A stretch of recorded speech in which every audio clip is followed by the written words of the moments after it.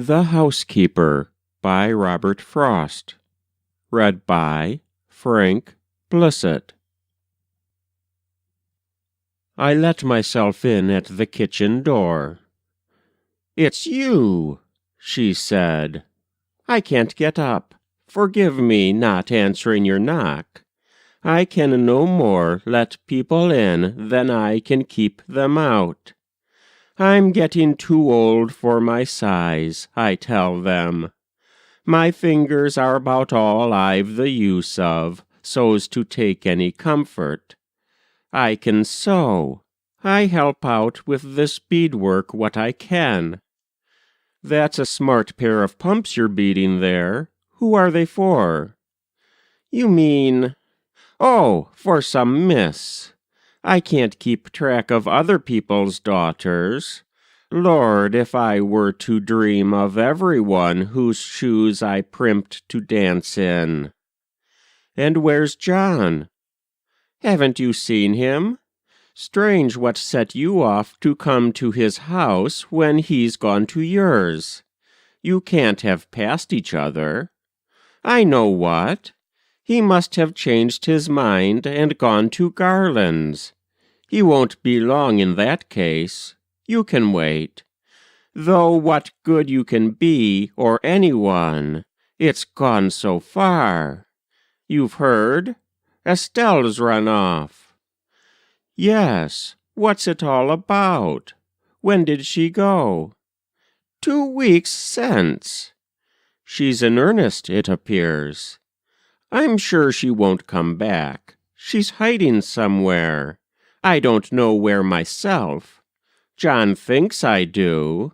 He thinks I only have to say the word and she'll come back.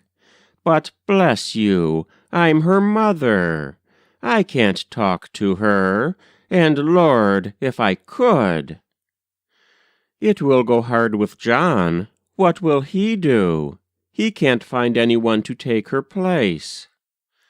"Oh, if you ask me that, what will he do? He gets some sort of bake-shop meals together, with me to sit and tell him everything, what's wanted and how much and where it is. But when I'm gone, of course I can't stay here.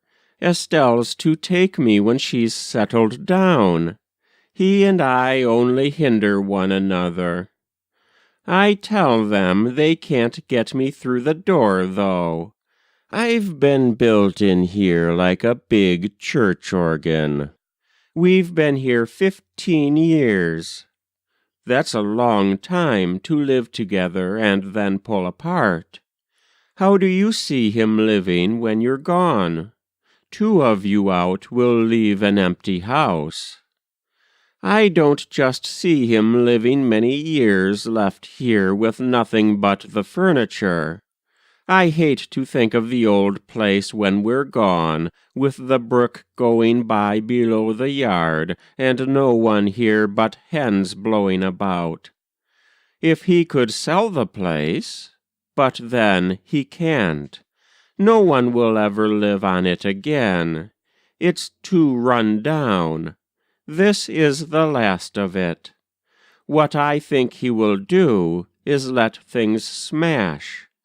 He'll sort of swear the time away. He's awful. I never saw a man let family troubles make so much difference in his man's affairs. He's just dropped everything. He's like a child. I blame his being brought up by his mother. He's got hay down that's been rained on 3 times. He hoed a little yesterday for me. I thought the growing things would do him good. Something went wrong.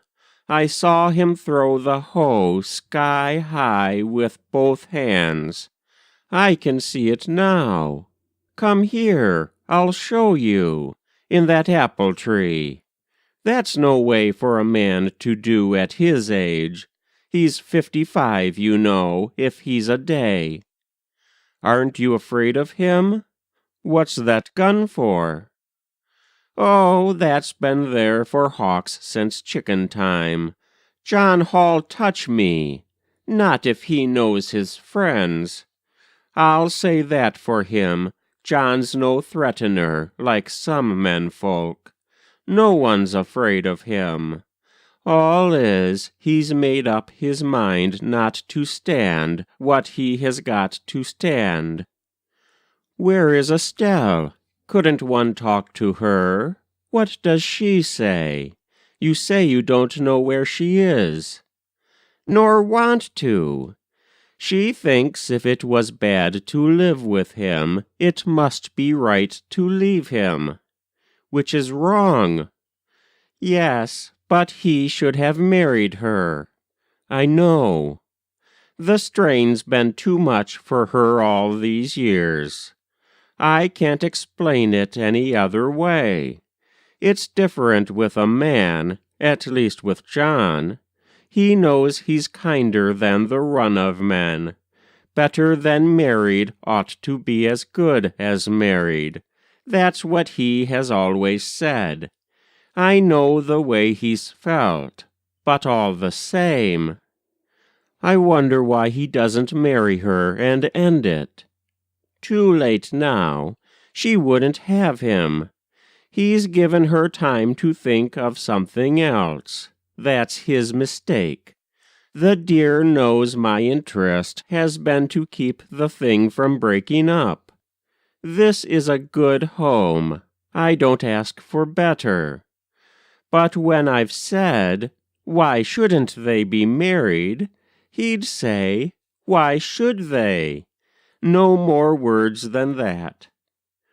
And after all, why should they? John's been fair, I take it. What was his was always hers. There was no quarrel about property. Reason enough, there was no property. A friend or two as good as own the farm, such as it is. It isn't worth the mortgage. I mean, Estelle has always held the purse. The rights of that are harder to get at. I guess Estelle and I have filled the purse. 'Twas we let him have money, not he us. John's a bad farmer. I'm not blaming him. Take it year in, year out, he doesn't make much. We came here for a home for me, you know, Estelle to do the housework for the board of both of us. But look how it turns out. She seems to have the housework, and besides, half of the outdoor work, though as for that, he'd say she does it more because she likes it. You see, our pretty things are all outdoors. Our hens and cows and pigs are always better than folks like us have any business with. Farmers around twice as well off as we haven't as good. They don't go with the farm. One thing you can't help liking about John, he's fond of nice things. Too fond, some would say. But Estelle don't complain. She's like him there. She wants our hens to be the best there are. You never saw this room before a show, full of lank, shivery, half-drowned birds in separate coops, having their plumage done. The smell of the wet feathers in the heat. You spoke of John's not being safe to stay with. You don't know what a gentle lot we are. We wouldn't hurt a hen. You ought to see us moving a flock of hens from place to place. We're not allowed to take them upside down. All we can hold together by the legs. 2 at a time's the rule, 1 on each arm, no matter how far and how many times we have to go. You mean that's John's idea. And we live up to it. Or I don't know what childishness he wouldn't give way to. He manages to keep the upper hand on his own farm. He's boss. But as to hens, We fence our flowers in, and the hens range. Nothing's too good for them. We say it pays. John likes to tell the offers he has had, 20 for this cock, 25 for that. He never takes the money. If they're worth that much to sell, they're worth as much to keep. Bless you, it's all expense, though. Reach me down the little tin box on the cupboard shelf, the upper shelf, the tin box. That's the one. I'll show you. Here you are. What's this? A bill for $50 for one Ling Shing cock, receipted, and the cock is in the yard. Not in a glass case, then? He'd need a tall one. He can eat off a barrel from the ground. He's been in a glass case, as you may say, the Crystal Palace, London. He's imported. John bought him, and we paid the bill with beads. Wampum, I call it. Mind, we don't complain. But you see, don't you, we take care of him. And like it, too. It makes it all the worse. It seems as if, and that's not all, he's helpless in ways that I can hardly tell you of. Sometimes he gets possessed to keep accounts to see where all the money goes so fast. You know how men will be ridiculous. But it's just fun the way he gets bedeviled. If he's untidy now, what will he be? It makes it all the worse. You must be blind. Estelle's the one. You needn't talk to me. Can't you and I get to the root of it? What's the real trouble? What will satisfy her? It's as I say, she's turned from him, that's all. But why, when she's well off?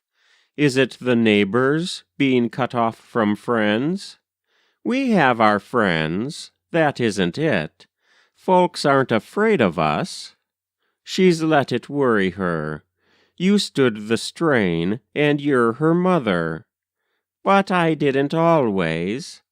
I didn't relish it along at first, but I got wanted to it. And besides, John said I was too old to have grandchildren. But what's the use of talking when it's done? She won't come back. It's worse than that. She can't. Why do you speak like that? What do you know? What do you mean? She's done harm to herself? I mean she's married someone else. Oh-ho, oh-ho! You don't believe me. Yes, I do, only too well. I knew there must be something. So that was what was back. She's bad, that's all. Bad to get married when she had the chance? Nonsense. See what she's done. But who'd marry her straight out of such a mess?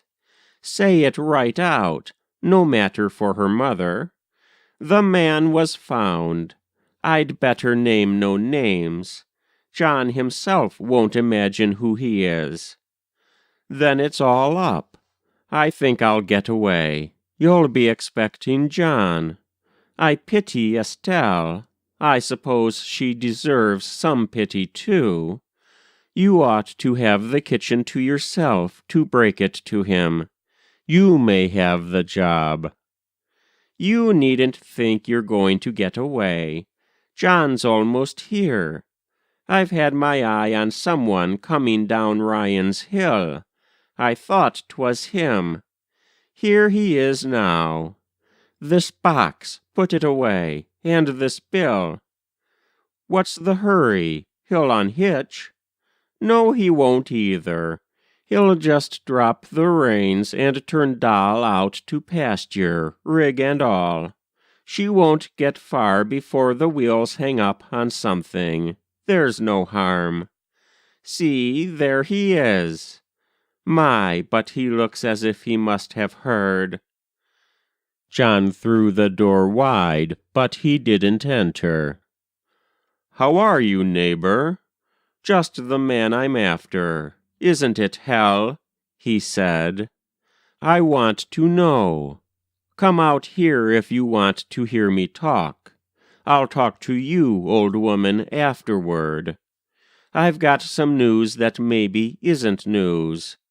What are they trying to do to me, these two? Do go along with him and stop his shouting." She raised her voice against the closing door. "Who wants to hear your news, you dreadful fool?" That was The Housekeeper by Robert Frost. Read by Frank Blissett.